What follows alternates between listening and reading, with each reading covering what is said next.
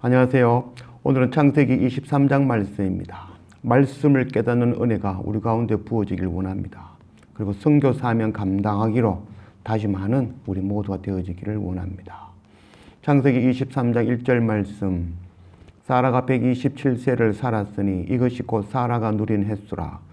사라가 가나안 땅 헤브론 곧 기럇 아르바에서 죽음에 아브라함이 들어가서 사라를 위하여 슬퍼하며 애통하다가, 사라가 127세를 살았으니 성경에 유일하게 그 산 연수가 나와 있는 여인은 유일하게 이 바로 사라입니다. 사라가 127세를 살았다. 그 연수를 기록한 것은 바로 하나님께서 127년 동안 사라와 동행하였다라는 것을, 또 하나님께서 그 날수를 세셨다, 하나님의 동행을 나타낸다고 할 수 있습니다. 이 사라는 아브라함에게 있어서는 정말 중요한 여인이죠. 그래서 아브라함의 나이가 지금 137세가 되었습니다. 그리고 이삭의 나이가 37.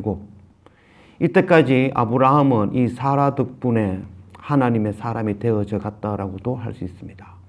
사라는 하란에서 75세에 본토 아비의 집을 두고 떠날 때에 아무 말 없이 순종하며 아브라함을 따랐던 여인, 그가 바로 사라였습니다.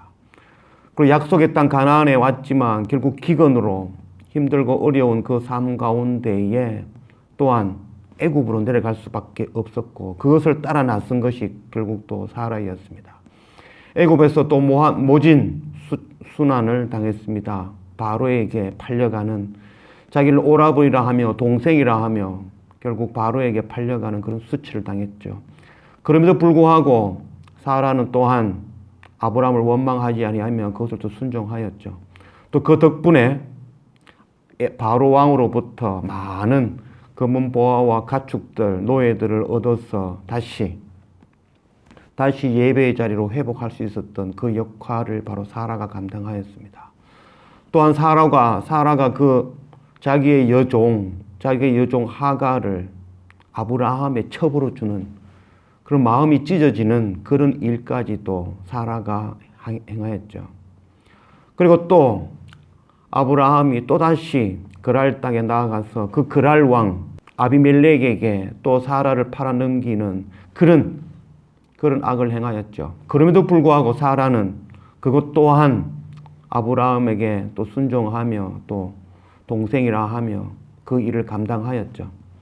하나님께서는 결국 이 모든 시기, 그 모든 때마다 하나님은 개입하시고, 애굽에서도 이 그랄 왕 아비멜렉에게서도 하나님께서 개입하시고 그 사라를 건져주시는 그 역할, 그 일 감당하셨죠. 이제 사라가 127세가 되어 죽었습니다. 사라는 사라의 죽음까지도 아브라함이 믿음의 조상이 되어지며 이스라엘이 바로 이 가나안 땅에 정착할 수 있는 그 근본을 마련하는 그런 아주 중요한 역할을 감당한 것이 바로 이 사라의 죽음이라고 할 수 있습니다. 3절, 그 시신 앞에서 일어나 나가서 해 족속에게 말하여 이르되 나는 당신들 중에 나그네요 거루하는 자니 당신들 중에서 내게 매장할 소유주를 주어 내가 나의 죽은 자를 내 앞에서 내어다가 장사하게 하시오. 해 족속이 아브라함에게 대답하여 이르되 내 주여 들으소서. 당신은 우리 가운데 있는 하나님이 세우신 지도자이시니 우리 묘실 중에서 좋은 것을 택하여 당신의 죽은 자를 장사하소서. 우리 중에서 자기 묘실에 당신의 죽은 자 장사함을 금할 자가 없으리이다. 아브라함이 일어나 그 땅 주민 헷 족속을 향하여 몸을 굽히고 그들에게 말하여 이르되 나로 나의 죽은 자를 내 앞에서 내어다가 장사하게 하는 일이 당신들의 뜻일진데 내 말을 듣고 나를 위하여 소알의 아들 에브론에게 구하여 그가 그의 밭머리에 있는 그의 막벨라 굴을 내게 주도록 하되 충분한 대가를 받고 그 굴을 내게 주어 당신들 중에서 매장할 소유주가 되게 하기를 원하노라 하매 나는 당신들 중에 나그네여 거루하는 자이니라.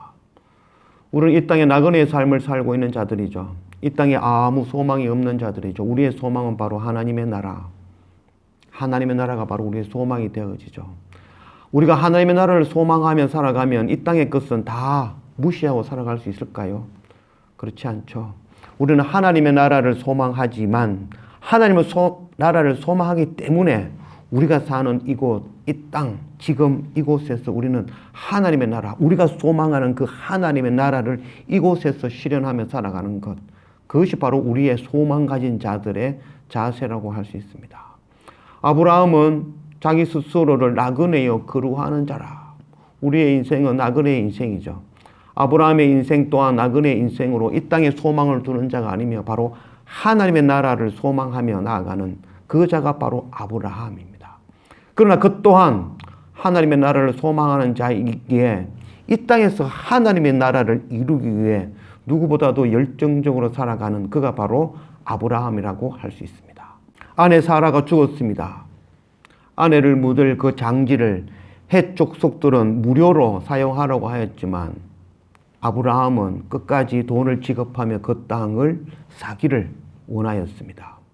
바로 하나님의 나라를 소망하지만 이 땅에서의 삶 가운데 하나님의 나라를 이루는, 소망을 이루어가는 그 삶을 살기를 원한 것입니다. 10절, 에브론이 헷 족속 중에 앉아 있더니 그가 헷 족속 곧 성문에 들어온 모든 자가 듣는 데서 아브라함에게 대답하여 이르되 내 주여 그리 마시고 내 말을 들으소서. 내가 그 밭을 당신에게 드리고 그 속의 굴도 내가 당신에게 드리되 내가 내 동족 앞에서 당신에게 드리오니 당신의 죽은 자를 장사하소서. 아브라함이 이에 그 땅 백성 앞에 몸을 굽히고 그 땅의 백성이 듣는 데서 에브론에게 말하여 이르되 당신이 합당히 여기면 청하건대 내 말을 들으시오. 내가 그 밭 값을 당신에게 주리니 당신은 내게서 받으시오. 내가 나의 죽은 자를 거기 장사하겠노라. 에브론이 아브라함에게 대답하여 이르되 내 주여 내 말을 들으소서. 땅값은 은 400세겔이나 이것이 나와 당신 사이에 무슨 문제가 되리이까? 당신이 죽은 자를 장사하소서.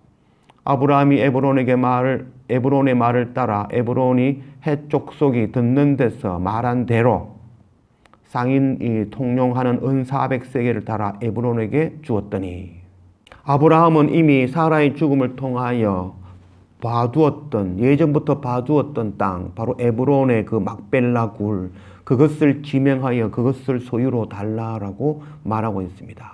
에브론은 극구 무료로 사용하라라고 하지만 땅값은 은 400세겔이라 말하면서 그렇지만 이라는 말을 통하여서 자기의 실속을 차리고 있죠. 사무엘하 24장 말씀에 왕이 아라우나에게 이르되 그렇지 아니하다. 내가 값을 주고 네게서 살이라. 값 없이는 내 하나님 여호와께 번제를 드리지 아니하리라 하고 다윗이 은 50세겔로 타작마당과 소를 사고 다윗이 아라우나에게 그 타작마당을 살 때에 그것을 값을 치룰 때에 그 값이 바로 은 50세겔이었습니다. 그 아라우나의 타작마당은 곧 바로 성전산, 그것이 바로 성전이 되어졌던 성전터가 되는 아주 귀한 땅이었죠. 그 땅값이 은 50세겔이었습니다. 소와 함께. 그래서 지금 에브론은 아브라함에게 은 400세겔로 그 매장지를 팔려고 하고 있는 것입니다.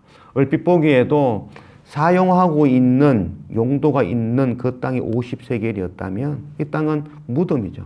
오히려 더 가치가 더 떨어질 수 있음에도 불구하고 그것을 은 400세겔에 지금 아브라함에게 제시하고 있습니다.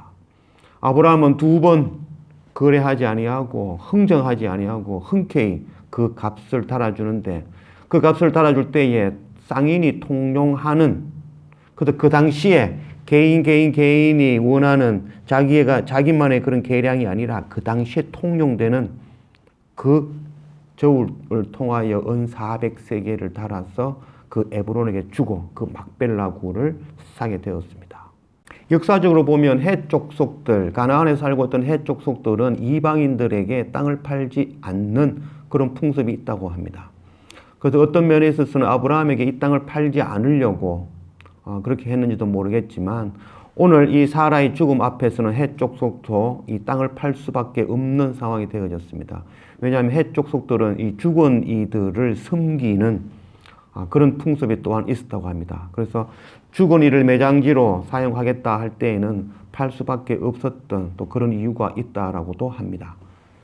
오늘 17장 말씀, 마므레 앞 막벨라에 있는 에브론의 밭, 곧 그 밭과 거기에 속한 굴과 그 밭과 그 주위에 뚫린 모든 나무가 성문에 들어온 모든 헷족속이 보는 데서 아브라함의 소유로 확정된지라. 그 후에 아브라함이 그 아내 사라를 가나안 땅 마므레 앞 막벨라 밭 굴에 장사하였더라. 마므레는 곧 헤브론이라. 이와 같이 그 밭과 거기에 속한 굴이 헷족속으로부터 아브라함이 매장할 소유지로 확정되었더라. 성문에 들어온 모든 헷족속이 아브라함과 이 에브론의 이 거래를 보고 정인이 되어졌습니다. 이 성문이라는 개념은 그 당시에 성문은 바로 재판하는 장소이며 모든 장로들이 모여서 회의하는 그런 아주 중심이 되어지는 곳이라고 할 수 있습니다. 그곳에서 아브라함은 모든 헷 사람들이 보는 앞에서 정당한 그다 4갑절이나 5갑절이나 10갑절이나 더 되는 돈을 주고 그 에브론의 그 막벨라 굴을 샀다는 것을 확정하였다라고 되어 있습니다. 그리고 그것이 바로 마므레 곧 헤브론이라. 헤브론은 아주 중요한 곳이 되어졌습니다. 헤브론은 바로 다윗이 그 첫 왕이 되었을 때 그것을 수도로 삼았던 그곳이 바로 헤브론이죠. 이 헤브론의 막벨라 굴에 이 사라가 죽어 매장되었고 또한 아브라함이 매장되었고 또 아브라함의 아들 이삭 또 리브가 그가 또 매장되었고 또 라헬 또한 매장되었고 야곱은 그 모든 백성들이 애굽으로 내려가서 그 애굽에서 죽은 이후에 그 야곱의 유언이 바로 나의 유고를 이 막벨라 굴에 묻어달라라는 그 유언. 그래서 430년이 지난 이후에 이 야곱의 유골 또한 이곳에 묻히는 아주 그런 중심이 되어지는 곳이 되어졌습니다. 또한 이스라엘 백성들이 애굽에서 출애굽하여 이스라엘 가나안 땅에 들어갈 때에 그때에 12명의 정탐꾼을 보내죠. 그 12명의 정탐꾼은 바로 이 헤브론, 자기들이 소유주가 되었던 그 헤브론을 정탐하고 돌아갔었습니다. 아브라함은 왜 상당한 대가를 치르면서 이 땅을 사기를 원했을까요? 창세기 15장 여호와께서 아브라함에게 이르시되 너는 반드시 알라 네 자손이 이방에서 객이 되어 그들을 섬기겠고 그들은 400년 동안 네 자손을 괴롭히리니 그들이 섬기는 나라를 내가 징벌할지며 그 후에 네 자손이 큰 재물을 이끌고 나오리라. 아브라함은 지금이 아니라 430년 뒤에 이스라엘 백성들이 아브라함의 그 후손들이 애굽에서 종살이하고 그 이후에 가나안으로 다시 돌아왔을 때에 그 가나안이 주인 되어지기 위한 가나안에서 소유권을 주장할 수 있는 바로 그 근거, 그 증거를 남기고 있는 것입니다.